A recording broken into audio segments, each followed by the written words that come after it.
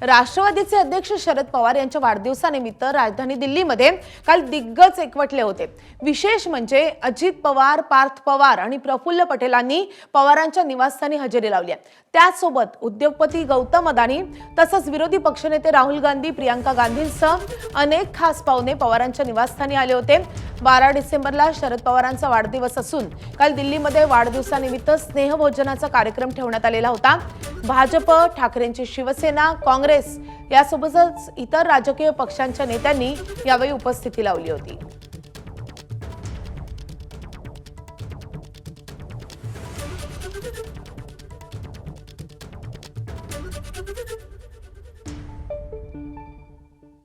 तर शरद पवारांच्या या खास बर्थडे पार्टीमध्ये कुठकुठल्या नेत्यांनी उपस्थिती लावली होती आपण पाहूयात ग्राफिक्सद्वारे।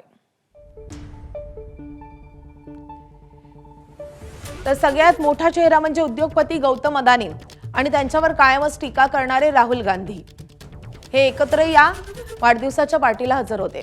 त्यासोबतच अजित पवार, पार्थ पवार, प्रफुल्ल पटेल हे देखील उपस्थित होते। तटकरे मात्र यावेळी दिसले नाही। अजित पवार एकटेच पोहोचले, जाताना मात्र गाडीत रोहित पवारही होते। ओमर अब्दुल्ला स्वतः कार चालवत कुटुंबासह या पार्टीमध्ये दाखल झाले होते। भाजपचे निशिकांत दुबे, शाहजवान हुसेन, डी पुरंदरेश्वरी, प्रतिभा अडवाणी, नवीन जिंदाल, प्रवेश वर्मा असे 10 ते 12 नेते उपस्थित होते।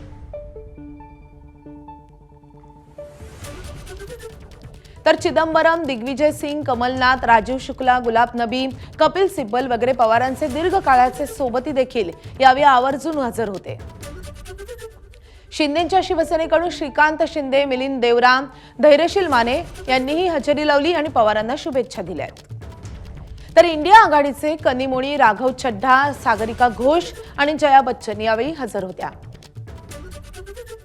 शरद पवार जूनमध्ये राज्यसभेवरून निवृत्त होणार आहेत आणि चालू हिवाळी अधिवेशन हे त्यांचं शेवटचं अधिवेशन असू शकतं आणि तत्पूर्वी या पार्टीचं आयोजन करण्यात आलं होतं।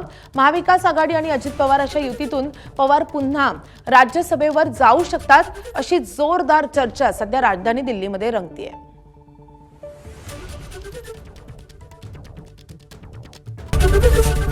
एबीपी माझा, उघडा डोळे बघा नीट।